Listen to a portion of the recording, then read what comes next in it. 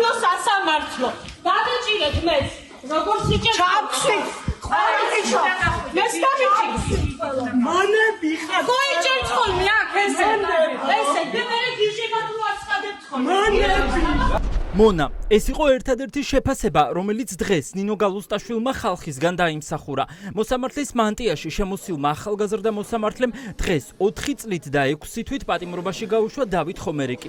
სინდისის პატიმარი, რომლის წინააღმდეგაც საქმეში მტკიცებულებები უბრალოდ არ არსებობს. დაახლოებით 30 წუთი. ეს დრო დასჭირდა გალუსტაშვილს იმ განაჩენის გამოსაცხადებლად, რომელიც მისგან აღარავის გაკვირვებია. გადაწყვეტილების გამოცხადებას სხდომათა დარბაზში ხმაური მოყვა. ჩემთვის პატივია, თქვა პატიმრობაში გაშვებულმა მუსიკოსმა და ამის შემდეგ ის სხდომათა დარბაზიდან ბადრაგებმა გაიყვანეს. მუსიკოსი ბიჭი, რისთვის? გამორკვია. ხმას არ ამოვიღეთ. ჩემი შვილს მე თვითონ ვიტყვია. პრობლემები და დაცვა ჭირდება. არ ჭირდება ჩემ შვილს დაცვა, მაგრამ რატო უნდა იჯდა ციხეში რისთვის?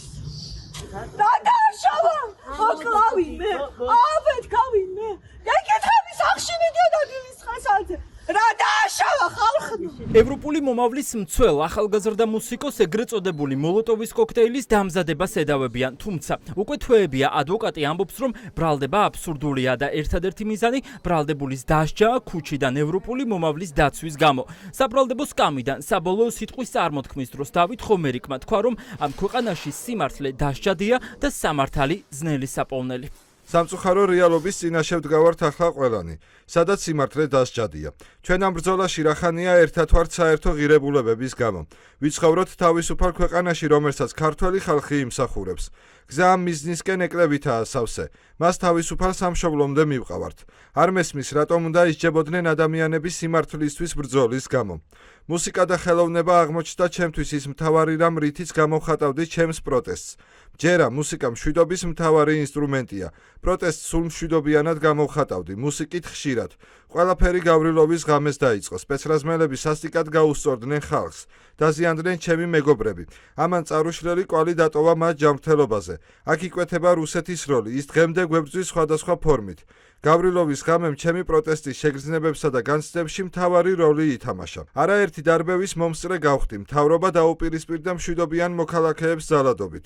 ჩემი თითქმის 9 თვიან პატიმრობასა და პროკურატურის შეკერილის საქმეზე გეტყვით, რომ ამ საქმეში არ არსებობს არც ვიდეო მტკიცებულება, არ არსებობს მომჩივანი, დაზარალებული, რაღაც მოლოტოვის კოქტეილებს ისროდიო, არც ვიცი რაზეა ლაპარაკი. რის აფეთქებას აპირებდა დავით ხომერიკი, საქმის განხილვა ისედაც სრულდა, რომ ეს კითხვა პასუხგაუცემელი დარჩა.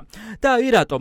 მთელი ამ პერიოდის განმავლობაში საქმის პროკურორი ამბობდა, რომ დაკავებული სიცოცხლისთვის საშიშ ნივთიერებას ამზადებდა, თუმცა ამის დასადასტურებლად მტკიცებულება პროკურორს ბოლოს ხდომაზეც კი არ მიუტანია.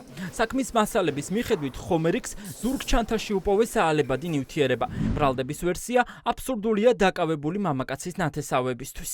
მქონდა ცოტათი იმედი, რომ რაღაცნაირად ჩემ შულს შეუმსუბუქებდნენ სასჯელს 9 თვე, მეგონა რომ საკმარისი იყო ამათთვის, მაგრამ აღმოჩნდა, რომ ამ დროს არაფერი არანაირი მტკიცებულება არ არსებობს, ვიდეო მტკიცებულებები ექსპერტიზაზე არ ამოვიდა მისი ანაბეჭდები.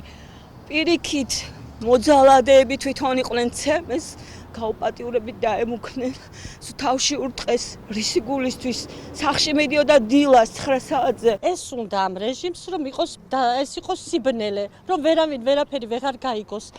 არ ვიცი, უსამართლობის პიკია, ზენიტში ვართ, არ ვიცი, ამას რა ქვია. ჩვენი საქართველოს ნათელი მომავალი. ჩვენი მათ გვერდზე ვართ და ჩვენი მათ გვერდზე ვიბრძოლებთ, სანამ არ დავასრულებთ აი ამ რეჟიმს. დავით ხომერიკი თავდაპირველად ადმინისტრაციული წესით დააკავეს მას და მის ძმას გზის ხელოვნურად გადაკეტვას ედავებოდნენ, თუმცა მოგვიანებით მუხლი გადაუკვალიფიცირეს და ბრალი დაუმძიმეს. დღეს ის მოსამართლეს იმას უხსნიდა, რომ ის მუსიკაზეა შეყვარებული და მისი მთავარი იარაღიც მუსიკა. თუმცა გალუსტაშვილისთვის არც ერთ სიტყვას მნიშვნელობა არ ქონია. გალუსტაშვილს ყველაზე მეტად არ გაუმართლა, იმიტომ რომ ის არის მოსამართლე, რომელსაც ანუ თან ჭედრიშვილს გამოაცხადებინეს მანამდე ახობაძესთან დაკავშირებით აი იქ რაღაცა თუ რითიც ხელმძღვანელობენ ახობაძეზე და აბრამოვზე უნდა გამოუშვა ნიკა კაციაც ზუსტად უფრო მძიმე საქმეა მძიმე პროკურატურისკენ და შესაბამისად არ ეღირსა გალუსტაშვილს არ აღირსებენ იმიტომ რომ გალუსტაშვილი ჯოჯოხეთში დაიწვება დღევანდელი განაჩენისთვის ყველაზე მეტად დავით ხომერი კი არ არის პირველი სინდისის პატიმარი რომელიც გალუსტაშვილმა ციხეში გაუშვა მის სახელზე უკვე რამდენიმე გამამტყუნებელი განაჩენი დაგროვდა. ადვოკატებს აქვთ ეჭვი, რომ გალუსტაშვილმა დღეს წინასწარ სავარაუდოდ სხვების მიერ დაწერილი გადაწყვეტილება გაახმოვანა. დავით ხომერიკის საქმე ახლა სააპელაციო სასამართლოში მიდის.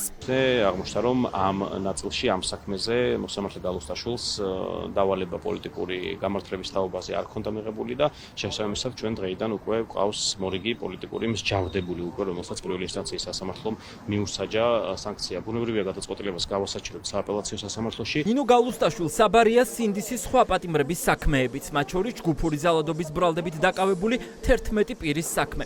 ეს საქმეც ფინალში გადის, მტკიცებულებები არც ამ შემთხვევაში არსებობს.